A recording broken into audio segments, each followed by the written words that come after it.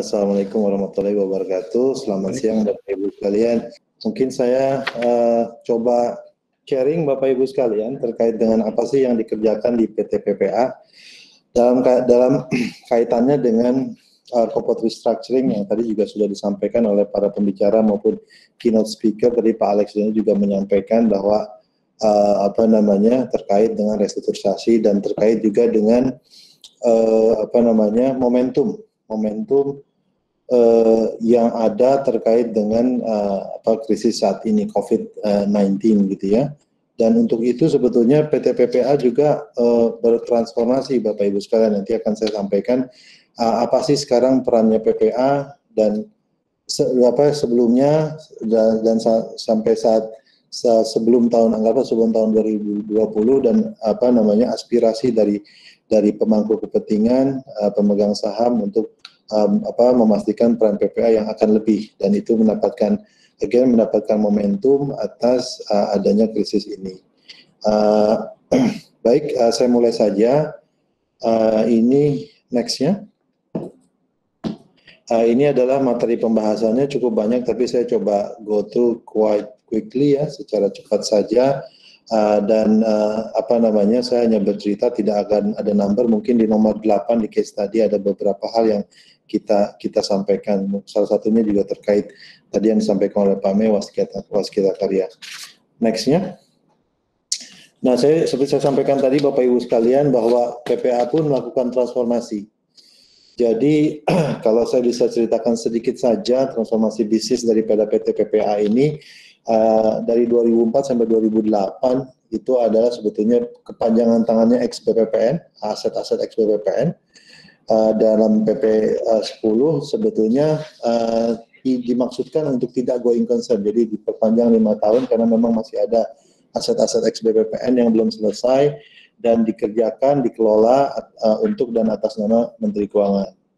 Setelah itu, saya hanya membagi menjadi 3 fase saja, Bapak Ibu sekalian. Sebetulnya ada beberapa fase di dalamnya, tapi purpose of our discussion, saya membaginya menjadi 3 saja, di mana dari tahun 2008 sampai dengan 2020 melalui PP nomor 61 tahun 2008, PPA itu lebih bertindak sebagai agen restrukturisasi BUMN dan kreditur. Di mana ada 4 tugasnya, tapi memang tugasnya itu karena memang tidak, pada saat itu kita sudah anggaplah tidak krisis lagi, kita dalam fase ekonomi growth, tapi tentunya ada beberapa BUMN yang memang kita mendapatkan tugas untuk dilakukan restru. Jadi ada di sini ada sekitar 12 BUMN yang masuk ke dalam pengelolaan kami, tapi memang perannya itu lebih kepada agen restru dan lebih kepada kreditur terkait dengan perusahaan tersebut. Nah, sampai fast forward sampai sekarang, Bapak Ibu sekalian, dari 2020 sampai sekarang. Jadi aspirasi yang terakhir ini adalah kita akan menjadi seperti National Asset Management Company, NAMCO. Dan tadi Pak Alex dan ini juga sudah sampaikan bahwa akan ada yang namanya klaster dana reksa PPA. Jadi ada beberapa perusahaan yang tidak istilahnya non-cluster akan diklasterkan ke dalam klaster kami. Itu salah satunya. Dan yang lainnya adalah memang PPA itu dalam anggota klaster tersebut akan berperan sebagai Center of Excellence. Center of Excellence terkait dengan apa? Terkait dengan restrukturisasi dan manajemen aset BUMN, gitu ya. Dan yang sudah sekarang bedanya, sedikit perbedaan antara sebelumnya, nanti kita sampaikan juga di slide saya sebelumnya, adalah bahwa kita berperan lebih kepada bukan hanya kreditur, tapi lebih kepada fungsi pemegang saham. Jadi semuanya lengkap istilahnya untuk untuk melakukan restru. Saat ini yang diserahkan kepada kami ada 19 BUMN titip kelola. Sebetulnya lebih dari ini, ada 35, tapi nanti kita bagi-bagi antara kami dengan dana reksa untuk mengelolanya, dan itu nanti kita cerita lebih lanjut, dan yang satunya lagi adalah pengelolaan NPL. Jadi seperti mungkin yang kita pahami terkait dengan krisis ini, nah apa namanya akan ada atau memang diprediksi akan ada loncatan NPL di perbankan, yang itu kami diminta untuk menyiapkan diri untuk mengambil alih NPL tersebut. Kebetulan dari pengalaman sebelumnya kami pun sudah melakukannya, tapi dalam skala yang kecil. Mungkin nanti akan kita diminta mempersiapkan diri untuk mengambil dalam skala yang cukup besar. Nanti tujuannya apa? Tentunya tujuannya ingin memastikan bahwa ekonomi kita menjadi grow kembali gitu ya, dan fungsi intermediari dari perbankan itu bisa jalan dengan lancar dengan memastikan bahwa ada beberapa aset yang istilahnya non performing itu diambil alih dari sistem sehingga melakukan adanya stabilisasi sistem perbankan. Kira-kira gitu. Next-nya. Nah, seperti saya sebutkan tadi, aspirasinya kita akan menjadi NAMCO, dan di sebelah kanan Bapak Ibu sekalian melihat ada contoh-contoh lah paling tidak. Ini kita tidak ingin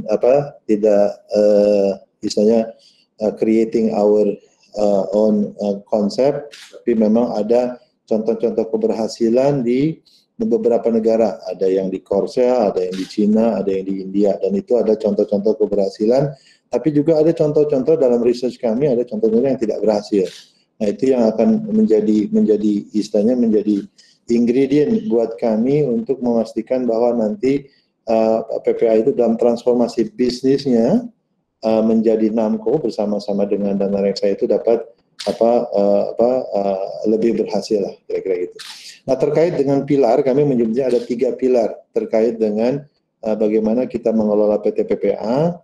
Yaitu ada 1 BUMN restrukturisasi yang tadi titip kelola pertama, yang kedua adalah pengelolaan NPL dari bank, utamanya nanti diutamakan adalah bank himbara atau bank pemerintah, tapi tidak menutup kemungkinan kami akan juga bekerja sama dengan pihak swasta, dan juga ada yang namanya Special Situation Fund di dalam PT PPA sendiri yang bertugas mengelola investasi yang memang sudah ada dari sebelumnya, dan itu menjadi bread and butter, karena dalam melakukan pengelolaan bisnis tadi yang 2 tadi, kami memang istilahnya tidak saat ini tidak mendapatkan tambahan modal secara tunai, sehingga kita memang harus berusaha sendiri untuk memastikan bahwa tugas-tugas kita dapat berhasil dengan baik. Aspirasinya apa? Aspirasinya adalah kita akan menjadi turnaround spesialis terbesar di Asia Tenggara. Kira-kira tujuan kami akan ke sana. Mudah-mudahan dengan pengelolaan dan mandat yang diberikan ini kami dapat melakukan hal itu. Next-nya, Bapak Ibu sekalian, sedikit mengenai siapa sih di belakang PPA. Paling tidak dari Dewan Komisaris dan Dewan Direksinya. Dari Dewan Komisaris ada 2, Bapak Krishna dan Bapak Marwanto. Kami sangat blessed lah ya, ada 2 begawan yang memberikan advice dan guidance kepada kami, sangat berpengalaman. Bapak Ibu bisa baca sendiri track record-nya sangat mumpuni, sehingga kami di pihak manajemen pun bisa memastikan dan terus berkonsultasi jika ada hal-hal yang memang kita anggap perlu. Dan di sebelah kanan saat ini ada 3 direktur yang mengawaki PT PPA ke depan. Sebetulnya inilah yang kita ingin pastikan bahwa talent manajemen di PT PPA terus berkembang, tadi seperti yang disampaikan oleh Pak Denny sebelumnya. Next-nya, nah ini saya switch gear sedikit karena memang temanya kan korporasi, restrukturisasi korporasi. Saya hanya membahas yang 1 pilar ini ke depannya, bagaimana kami melakukannya, bagaimana apa sih permasalahan strategisnya dari yang kita menamakan BUMN RR, Bapak Ibu sekalian, restrukturisasi dan revitalisasi. Permasalahannya sebetulnya sangat klasik. Kami mengkelompokkannya menjadi 3. Tentunya ada tingginya biaya, ada operasional yang tidak efisien, dan kurangnya pembiayaan. Jadi bisa dibaca di situ bahwa tingginya biaya tentunya diakibatkan oleh apa? Ada inefisiensi biaya produksi, ada istilahnya kelebihan tenaga kerja, terus hiring tanpa memperhatikan bisnis model. Ada juga operasional yang tentunya kurang efisien atau tidak efisien, tidak berinovatif, sehingga dan tidak juga memanfaatkan dan tidak keep up dengan teknologi yang ada. Di lain pihak, tentunya klasik juga bahwa dalam menjalankan bisnisnya ada keterbatasan terkait dengan keterbatasan modal kerja maupun ketimbangan struktur keuangan. Dan juga akibat kerugian yang berkelanjutan sehingga ekuitasnya tergerus sehingga menurunkan value dari perusahaan. Nah, permasalahannya bagaimana kita ada dari 3 permasalahan strategis ini, bagaimana PT PPA membantu sehingga akan BUMN ini bertransformasi melalui apa? Adanya tentunya kita akan nanti saya cerita sedikit bagaimana kita melakukan penajaman bisnis model, bagaimana kita memastikan operasionalnya yang efisien, restrukturisasi keuangan dan dukungan finansial serta tentunya manajemen yang kita carikan manajemen yang kompeten di bidangnya. Tentunya untuk kita melakukan hal ini semua kita perlu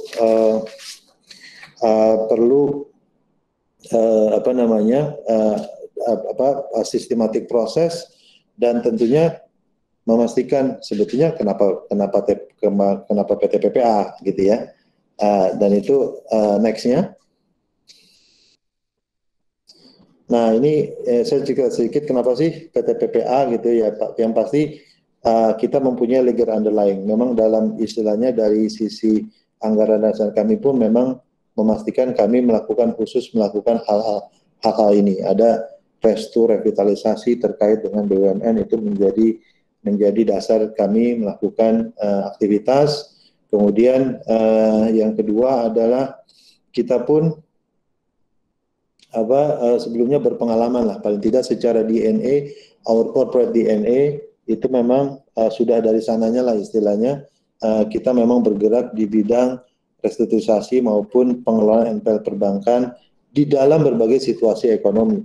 Jadi kalau tahun 2004 ke sini memang akibat krisis 98, dari 2004 sampai 2020 memang ada saja yang perlu dilakukan restu dan revitalisasi, dan sekarang pun kebutuhan itu akan kebutuhan terkait dengan restu revitalisasi menjadi nyata dan bahkan dipercepat gitu ya.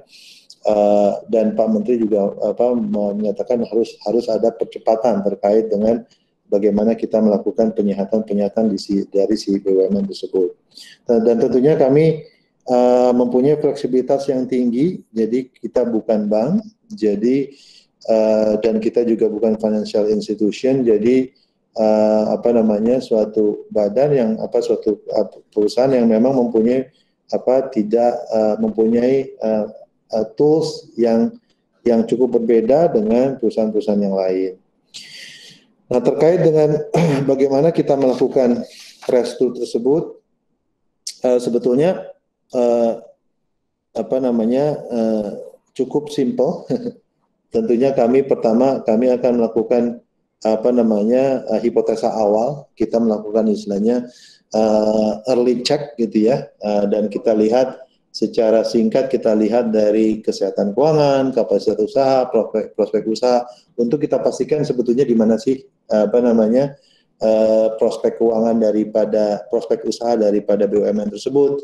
Bagaimana sih kesehatan keuangannya? Ada parameter-parameter yang kita pakai untuk bisa memastikan di mana levelnya.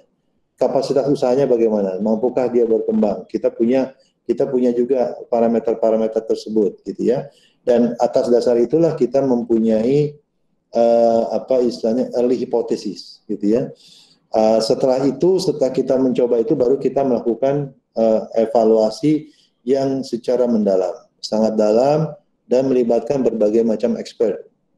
Tentunya kami tidak klaim bahwa kita expert di setiap bidang, tapi kita tahu istilahnya where to go, where to call help, kira-kira gitu.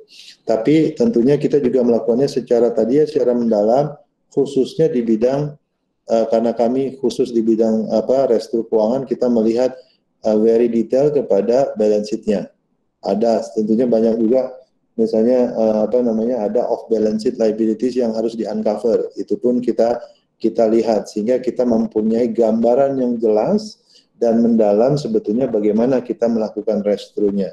Nanti akan kita lakukan detail strateginya seperti apa dan tahapan-tahapan implementasinya.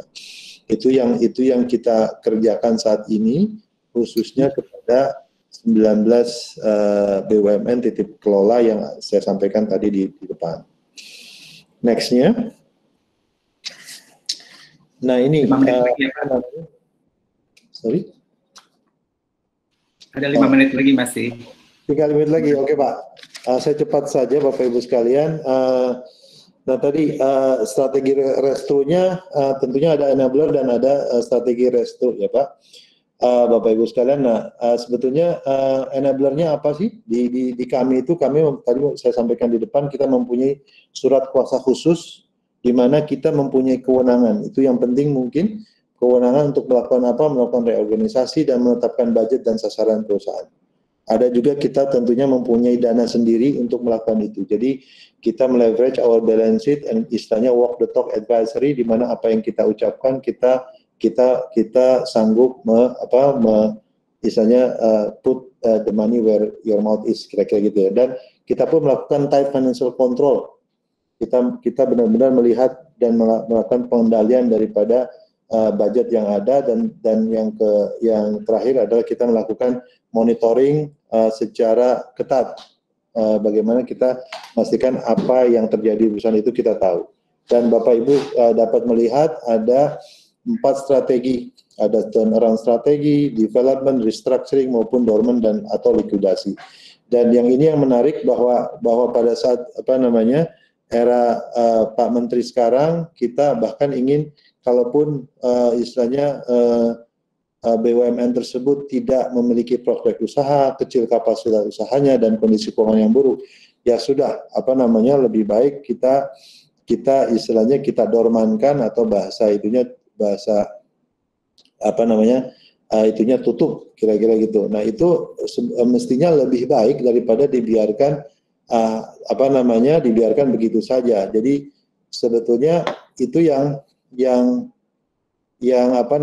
dengan cara seperti itu mungkin counterintuitif, tapi kita argue bahwa itu dapat strategi-strategi ini ujungnya adalah melakukan penciptaan nilai ekonomi dan sosial. Next-nya. Ini key success faktornya, saya tidak ini karena waktu yang sedikit, saya langsung loncat saja ke case study yang sebelumnya pernah disampaikan. Satu case study pertama adalah Waskita. Kita melakukan penyehatan, bisa dilihat di sebelah kiri, equity-nya pertama negatif, setelah keluar PPA menjadi equity positif sebesar 2 triliun. Next-nya adalah case yang kedua adalah Nindya Karya juga, sama juga karya juga, pada saat masuk ke PPA 407 equity-nya sekarang menjadi 1,6 T. Jadi memang kita dan ini belum selesai dengan India, kita bisa melakukan scaling up lebih tinggi lagi. Harapan kita ini akan berkembang dengan cepat dan mempunyai core competitive advantage beda dengan karya-karya yang besar gitu. Jadi kita ingin fokuskan bagaimana sesuai dengan membangun competitive advantage setiap BUMN yang kita bina.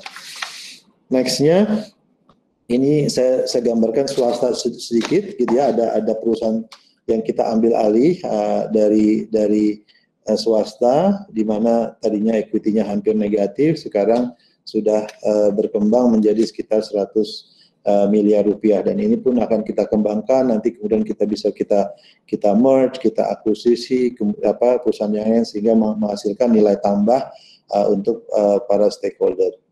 Demikian rasanya itu yang bisa saya sampaikan Bapak Ibu sekalian.